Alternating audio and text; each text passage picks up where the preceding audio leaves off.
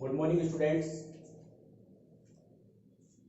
हमारा टॉपिक जो चल रहा था वो था हेल्थ, डिजीज एंड योगा। यानी कि तीन टर्म्स हैं, एक हेल्थ, एक डिजीज और एक योगा। यानी इस टॉपिक में या इस चैप्टर में हमको पढ़ना है सबसे पहले हमारी हेल्थ के बारे में। हेल्थ किसे कहते हैं, सिग्निफिकेंस ऑफ हेल्थ क्या होता है, एक गुड हेल्थ की क्या क्या कैरेक्टरिस्टिक्स होते हैं, हम हेल्दी कैसे बने रह सकते हैं, कैसा फूड हमें खाना चाहिए, कौन कौन से न्यूट्रिएंट्स जो हमारे फूड में वो नेसेसरी हैं, एसेंशियल हैं, वो होने चाहिए, और किस न्यूट्रिएंट की कमी से या किस कंपोनेंट की कमी से हमारी बॉडी में कौन सी डिजीज हो जाती है, वो पढ़ना है हमको डिजीज वाले टॉपिक में, जिनको बोलते हैं हम डेफिशिएंसी डिजीज। ठीक है ना, यानी किस कंपोनेंट की कमी से कौन सी डिजीज होती है वो हमें पढ़ना है डिजीज में, और कौन सी डिजीज के क्या सिम्टम्स होते हैं, क्या उसके प्रिकॉशंस होते हैं, क्या ट्रीटमेंट होता है। ठीक है ना, वो हमको डिजीज वाले टॉपिक में पढ़ना है। फिर आता है लास्ट लेसन का टॉपिक, वो है योगा। योगा किसे कहते हैं, योगा के स्टेप्स कौन कौन से होते हैं, योगा को परफॉर्म कैसे किया जाए, योगा के बेनिफिट्स क्या क्या हैं हमारी लाइफ स्टाइल में, बच्चों के लिए, यूथ के लिए, ओल्ड एज में, अलग अलग प्रोफेशन के लोगों के लिए योगा किस तरह से बेनिफिशियल है और हमें इसे किस तरह से परफॉर्म करना चाहिए, ये हम योगा वाले टॉपिक में डिस्कस करेंगे। देखिए, स्टार्ट हम करते हैं कंपोनेंट्स ऑफ फूड से।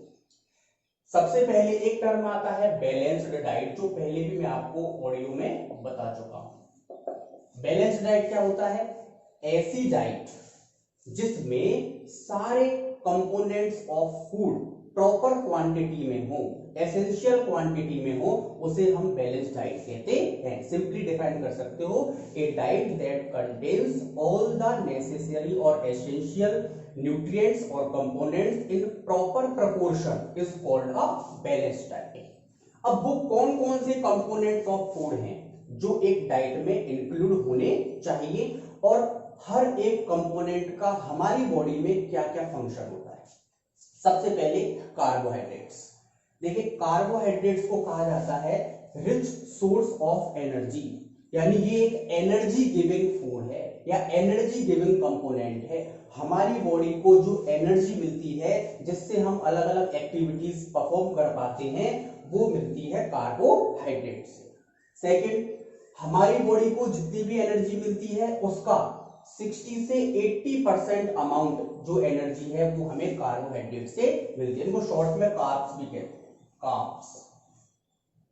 ठीक है, अब सोर्सेज क्या है, हमको कार्बोहाइड्रेट मिलती किन किन सोर्सेज से है, ये हमको फ्रूट से मिलती है, all types of fruits, all type of vegetables and all type of vegetable products, सभी से हमको मिलती है कार्बोहाइड्रेट्स।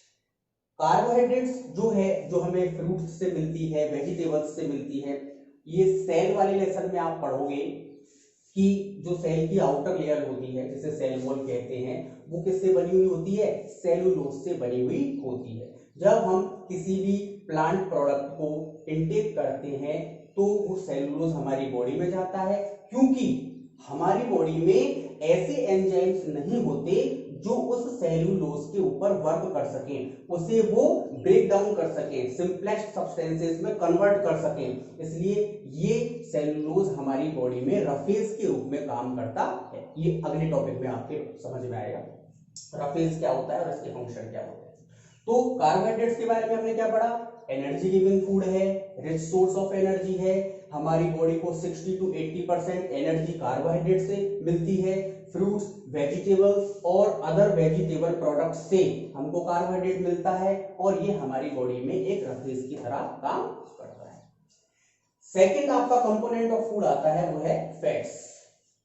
फैट भी एनर्जी गिविंग फूड है, इन दोनों को ही एनर्जी गिविंग फूड कहा जाता है या एनर्जी गिविंग कंपोनेंट्स कहा जाता है। कार्ब्स भी जो है वो हमें एनर्जी प्रोवाइड कराते हैं, तो फैट्स भी हमको एनर्जी प्रोवाइड कराता है। Being oxidized provide double amount of energy than carbohydrate. समझ में आ रहा होगा, ऑक्सीजन के साथ मिलकर फैट कार्बोहाइड्रेट से भी डबल अमाउंट में हमारी बॉडी को एनर्जी प्रोवाइड कराता है। इसके बाद हमारी बॉडी को एनर्जी के लिए डिपेंडेंट रहना पड़ता है कार्बोहाइड्रेट और फैट के ऊपर। जब हम ऐसे फूड आइटम्स खाते हैं जैसे पनीर है, बटर है, घी है, नट्स है, मीट है, एग है, स्प्राउट्स हैं, इन सारी चीजों से हमारी बॉडी को क्या मिलता है? फैट मिलता है। अब ये जो फैट है ये हमारी बॉडी के लिए जितनी रिक्वायरमेंट होती है उतना हमारी बॉडी यूज में ले लेती है, लेकिन ज्यादा अमाउंट में जब फैट को इंटेक किया जाता है तो ये हमारी बॉडी में स्टोर हो जाता है। अब ये स्टोर किसके रूप में होता है? ये स्टोर होता है एडिपोज टिश्यूज, यानी हमारी जो स्किन होती है ना, इस स्किन के जस्ट नीचे एक लेयर पाई जाती है एडिपोज टिश्यूज की, वहां पर ये फैट स्टोर हो जाता है। अब लगातार ये स्टोर होता रहता है फ्यूचर यूज के लिए, ठीक है ना। कभी जैसे हमारी बॉडी में एनर्जी की कमी है तो हमारी बॉडी यहां से एनर्जी गेन कर सकती है, लेकिन कुछ लोग ऐसे भी होते हैं जो बहुत ज्यादा अमाउंट में फैटी चीज खाते हैं, फैट वाले प्रोडक्ट्स खाते हैं, तो उनकी बॉडी में ये बहुत ज्यादा स्टोर हो जाता है और इससे उनका वेट बढ़ने लगता है, और इस कंडीशन को बोलते हैं ओबेसिटी। क्या कहते हैं इसको? ओबेसिटी। ये डिजीज है एक, अभी आपको आगे पढ़नी है ओबेसिटी के बारे में। Excessive intake of fat-rich food causes obesity in people. बहुत ज्यादा अमाउंट में फैट वाली चीजें खाने से जो है हमारी बॉडी के अंदर फैट का अमाउंट ज्यादा स्टोर हो जाता है, और इस सिचुएशन को ओबेसिटी कहते हैं, और ऐसे लोगों को ओबेस्ड पर्सन कहते हैं। तो ये हमने दो हमारे कंपोनेंट्स ऑफ फूड के बारे में हमने पढ़ा। इसके बाद थर्ड नंबर पे आपका आता है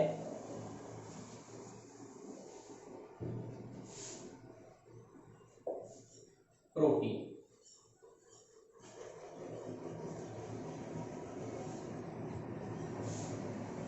देखिए, प्रोटीन को कहा जाता है बॉडी बिल्डिंग फूड। क्या कहते हैं इसको? Body building food. ठीक है। अब सबसे पहले प्रोटीन मिलता किन चीजों से? देखिए, अगर हम वेजिटेरियन सोर्सेज की बात करें तो वेजिटेरियन सोर्सेज में आपका सबसे पहले आता है स्प्राउट्स, इसके बाद आता है आपका पनीर, या सिंपली कह सकते हो मिल्क प्रोडक्ट्स,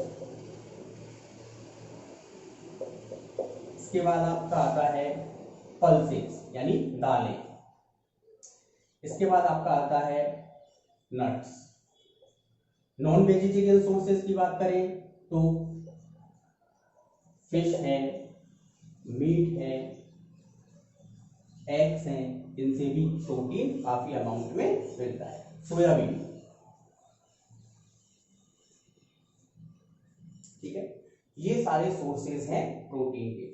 प्रोटीन को बॉडी बिल्डिंग फूड कहा जाता है, और ये हमारी बॉडी के अंदर जो हमारी सेल्स हैं, जो हमारे टिश्यूज हैं, उनको रिपेयर करने का काम करता है, और हमारी बॉडी की ग्रोथ के लिए रेस्पॉन्सिबल है। एक्चुअली हमारी बॉडी की ग्रोथ के लिए कंप्लीटली रेस्पॉन्सिबल है प्रोटीन। इसीलिए जो एडोलेसेंस होते हैं, यानी जिनकी एज 11 से 12 से लेकर के 18-19 तक होती है, उनको ये सजेस्ट किया जाता है ज्यादातर कि उन्हें प्रोटीन रिच फूड आइटम्स खाने चाहिए, because it is responsible for the growth of the adolescence. ये हमारी ग्रोथ के लिए बहुत ज्यादा रेस्पॉन्सिबल होता है, और हमारी बॉडी के अंदर होने वाली कई प्रकार की जो बायोलॉजिकल प्रोसेसेस हैं, कई प्रकार के जो रिएक्शंस हैं, उनमें भी ये एक्टिव होता है, और इसलिए हमें प्रोटीन रिच फूड खाना चाहिए। देखिए, इसके बाद प्रोटीन के बाद जो बात आती है वो है वाटर एंड रफेज। अभी हमने रफेज के बारे में पढ़ा था थोड़ा सा, अब डिटेल में आपको बताता हूं मैं। वाटर एंड रफेज, एक एक करके बात करते हैं। सबसे पहले बात करते हैं वाटर की। वाटर जो है ये हमारी बॉडी में जाता कैसे? एक तो हम जो पानी पीते हैं, ठीक है ना, वो सोर्स है हमारी बॉडी के अंदर वाटर का।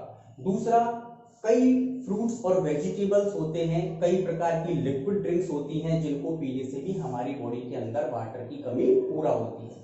वाटर का फंक्शन क्या है? देखिए, वाटर का सबसे पहला फंक्शन है इट मेंटेन्स बॉडी टेम्परेचर। ये हमारी बॉडी के टेम्परेचर को मेंटेन रखता है। कैसे?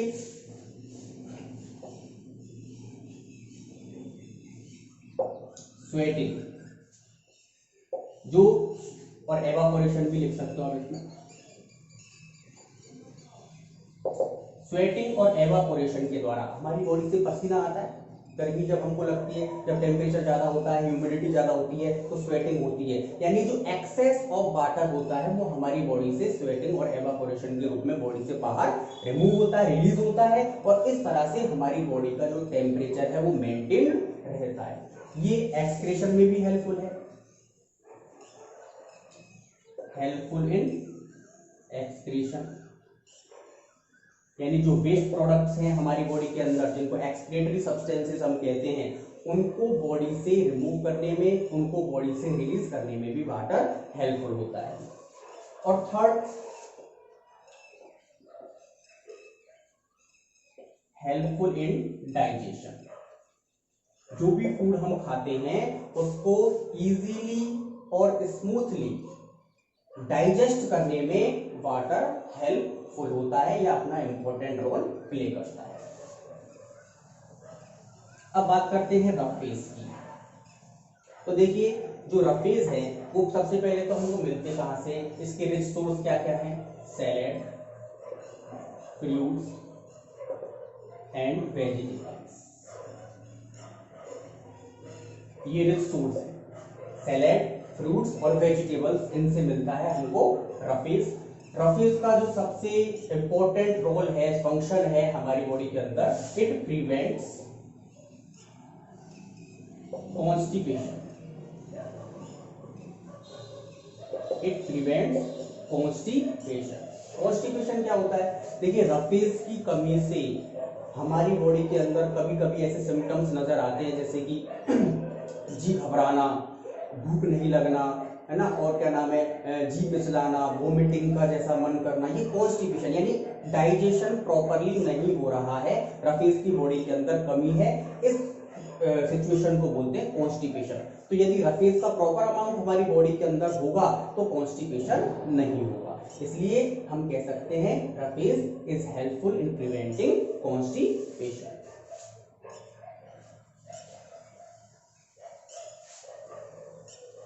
उसके बाद आता है आपका मिनरल्स।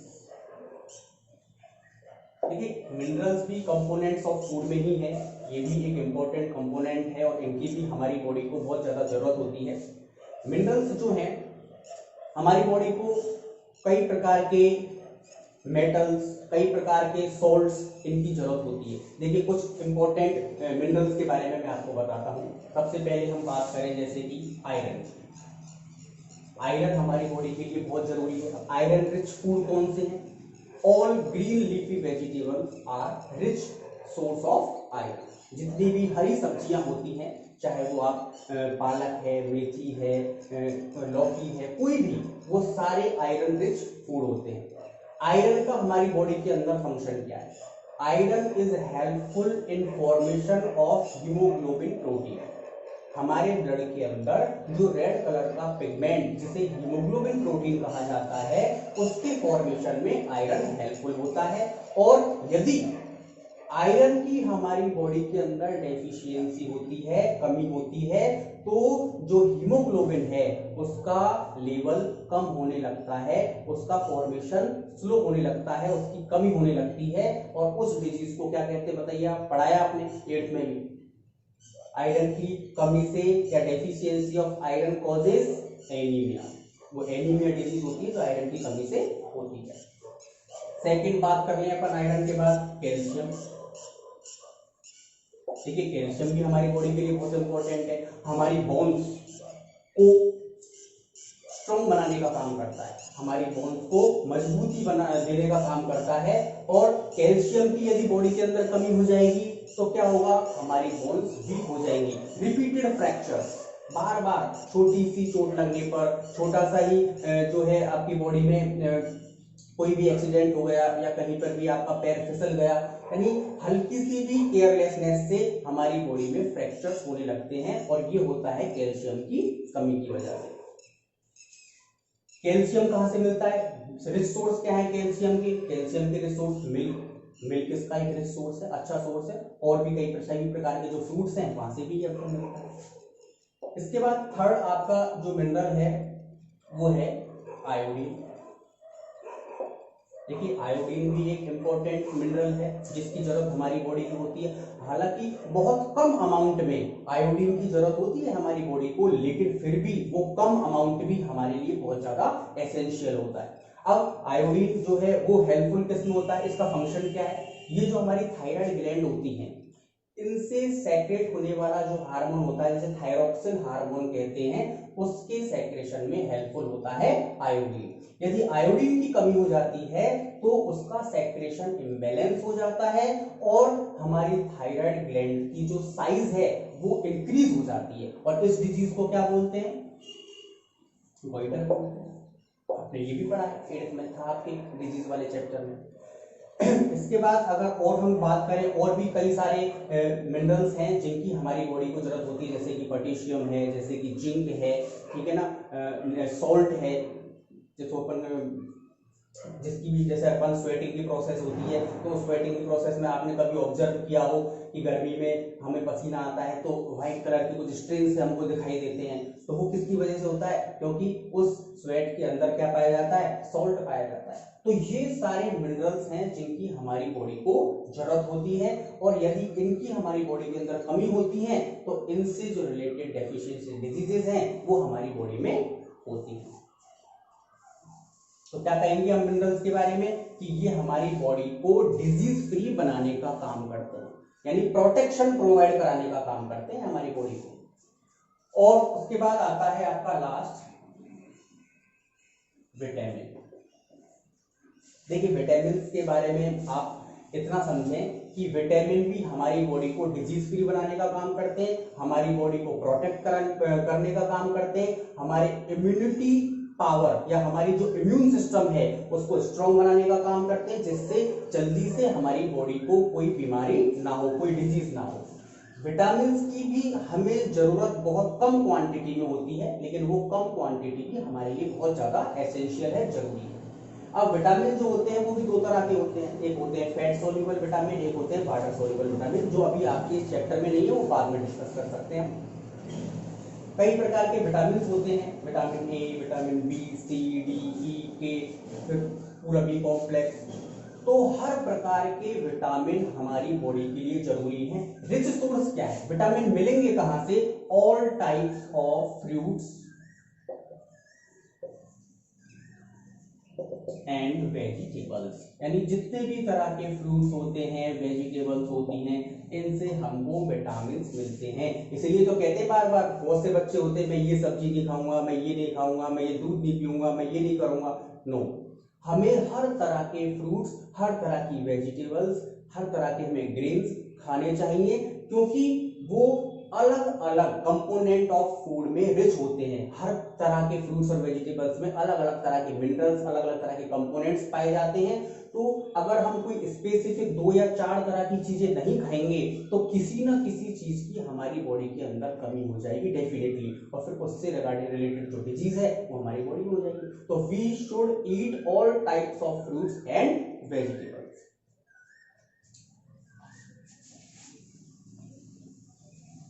इसके बाद जो अगला टॉपिक आपका आएगा वो बड़ा ही इंटरेस्टिंग टॉपिक है, फास्ट फूड। सबकी स्माइल आ गई होगी चेहरे पर इसको देख करके। देखिए आज के अगर हम टाइम की बात करें, ना बच्चों की बात नहीं कर रहा मैं, सभी की बात कर रहा हूँ। बच्चे हैं, एडोलेसेंट्स हैं, यूथ है, सभी लोग, सभी को पसंद है फास्ट फूड। क्यों? इसके पीछे 2 या 3 कारण है। फास्ट फूड इतना ज्यादा पॉपुलर क्यों है? पहला, it is readily available in market.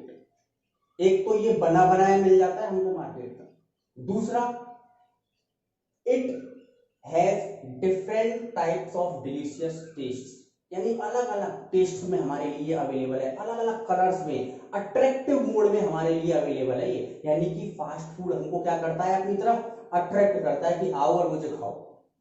ठीक है, तो फास्ट फूड आज बहुत क्रेज इसका बढ़ चुका है, लेकिन अभी कोरोना चल रहा है, जो बच्चे खाते भी हैं बिल्कुल बाहर की कोई भी चीज आपको नहीं खानी है, ठीक है ना, कोई भी चीज है वो इन्फेक्टेड हो सकती है, इसलिए आपको अवेयर रहना है। और वैसे भी फास्ट फूड तो वैसे भी नहीं खाना है आपको, अभी आपको पता चल जाएगा क्यों। देखिए फास्ट फूड ये तो बता दिया मैंने कि पॉपुलर क्यों है और फास्ट फूड लोग क्यों खाना पसंद करते हैं, लेकिन फास्ट फूड में होता क्या है, फास्ट फूड के अंदर जो ज्यादातर अमाउंट पाया जाता है वो पाया जाता है फैट का, ठीक है। इसके अलावा जो दूसरे कंपोनेंट्स ऑफ फूड हैं, जैसे कि प्रोटीन है, जैसे कि मिनरल्स हैं, जैसे कि विटामिन्स हैं, इनकी कमी पाई जाती, नहीं पाए जाते या ना के बराबर अमाउंट में पाए जाते हैं। तो फास्ट फूड केवल हमारी बॉडी को फैट प्रोवाइड कराता है, और फैट प्रोवाइड कराने से जब ज्यादा अमाउंट में बॉडी के अंदर फैट जाता है, तो मैंने अभी बताया आपको एडिपोज टिश्यूज में वो धीरे धीरे स्टोर होने लगता है, और लगातार जब ये प्रोसेस चलती रहती है, वो फैट स्टोर होने लगता है, तो वो पर्सन ओबेसिटी नाम की डिजीज उस व्यक्ति को हो जाती है। क्या डेफिनेशन बताई थी मैंने ओबेसिटी की? Reason excessive intake of fat causes obesity in people और पर्सन, यानी ज्यादा अमाउंट में फैट रिच फूड को खाने से ओबेसिटी की डिजीज हो जाती है, इसलिए हमें बिल्कुल भी नहीं खाना चाहिए। दूसरा, हमें किसी भी प्रकार का नरिशमेंट प्रोवाइड नहीं करता बॉडी को। नरिशमेंट जानते हो? नरिशमेंट मतलब हमारी बॉडी को ग्रोथ में हेल्प करना, हमारी बॉडी की एक्टिव ग्रोथ में हेल्प करना, वो इससे नहीं होता है, यानी कि हमको प्रोवाइड नहीं कराता है, ये केवल हमारी बॉडी को फैट प्रोवाइड कराता है। अब ये ओबेसिटी की जो डिजीज है, एक सर्वे हुआ था उसके बारे में मैं आपको बताऊं, आपको जानना जरूरी है। 2011 में हुआ था एक सर्वे, केवल अमेरिका के जो एडोलेसेंट्स थे, बच्चे थे 11 से लेकर 90 ईयर्स की जो एज है इसके बीच के, उनके ऊपर सर्वे किया गया, और वो सर्वे में पाया गया कि मोर देन 60% जो एडोलेसेंट्स हैं उनमें ओबेसिटी, वो ओबेस्ड हैं, यानी उनमें ओबेसिटी की डिजीज है, इतना उनकी बॉडी के अंदर फैट स्टोर है। अब इस ओबेसिटी का क्या नुकसान है ये समझना जरूरी है, कि भाई फैट स्टोर हो गया तो हो गया, कोई बात नहीं, लेकिन इसके लॉस क्या है? पहला,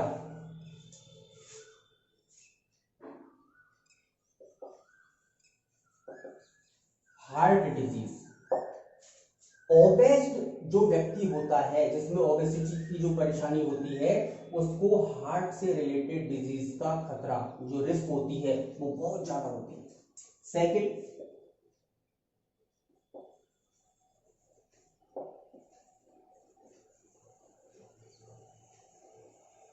किडनी डिस्फंक्शनिंग, उनकी किडनी के प्रॉपरली वर्क ना करने के चांसेस भी बढ़ जाते हैं, यानी किडनी भी खराब हो सकती है।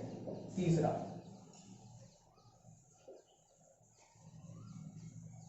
ब्लड प्रेशर, जो सुना है ना आपने, ब्लड प्रेशर लो हो गया, ब्लड प्रेशर हाई हो गया, बीपी के होने के चांसेस भी ज्यादा रहते हैं।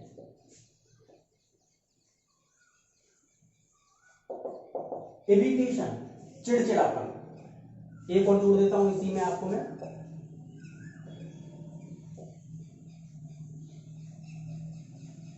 लैक ऑफ कंसंट्रेशन, किसी भी काम को अच्छे से परफॉर्म करने के लिए इंसान का कंसंट्रेट होना जरूरी है। इसकी वजह से जो इंसान होता है, जो इसका विक्टिम होता है, वो प्रॉपरली किसी भी वर्क पर अच्छे से कंसंट्रेट नहीं कर पाता, इस वजह से इरिटेशन रहता है। और ये भी बताया गया है कि जो ओबेस्ड पर्सन होता है उसकी बहुत ज्यादा रिस्क होती है कि वो क्रिमिनल एक्टिविटीज में इन्वॉल्व हो जाए।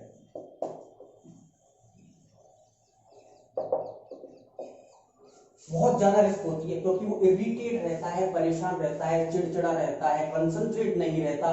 इन सारे रीजंस की वजह से उसकी हाई रिस्क पर रहता है कि वो अदर जो क्रिमिनल एक्टिविटीज हैं उनमें वो इन्वॉल्व हो जाए। तो इन सारी चीजों को पढ़ के और समझ के क्या आपको पता चला कि एक सेंटेंस समझ में आया, we should say no to fast food. हमें फास्ट फूड को क्या कहना चाहिए? नो। नो मतलब हमें फास्ट फूड को इनटेक नहीं करना चाहिए, कभी कभी, रेयरली, 2-4 महीने में, 6 महीने में एक बार। जो लोग इसके हैबिचुअल हैं, लगातार इसका इनटेक करते हैं, वो ध्यान रखें ये सारी चीजों को। वो बिल्कुल इस रिस्क पर है। तो हमें बिल्कुल भी फास्ट फूड को इनटेक नहीं करना चाहिए। तो आज हमने कंपोनेंट्स ऑफ फूड के बारे में डिटेल से समझा, उनके सोर्सेज के बारे में पता चला, उनकी फंक्शनिंग के बारे में पता चला, और उसके बाद हमने फास्ट फूड के बारे में डिस्कस किया। फास्ट फूड के पॉपुलर क्यों है, फास्ट फूड जो लोग ज्यादा इनटेक करते हैं उनको इन सारी चीजों की रिस्क रहती है, क्यों रहती है, और कौन कौन से ऐसे ओबेस लोग हैं जो हाई रिस्क पर होते हैं क्रिमिनल एक्टिविटीज में। तो ये सारा डिटेल में हमने फास्ट फूड के बारे में आज डिस्कस किया। नेक्स्ट वीडियो में हम डिस्कस करेंगे किसके बारे में, डिजीजेस के बारे में। हालांकि मैंने साथ साथ आपको काफी कुछ बता दिया है कि इसकी कमी से ये डिजीज होती है, लेकिन डिटेल में सिम्टम्स, ट्रीटमेंट, प्रिवेंशन और इन सारी चीजों के बारे में डिटेल में हम डिजीजेस के बारे में स्टडी करेंगे। तब तक आप इस वीडियो को ध्यान से समझें और जो टॉपिक्स हैं आपको उनको अच्छे से समझने की कोशिश करें। Thank you.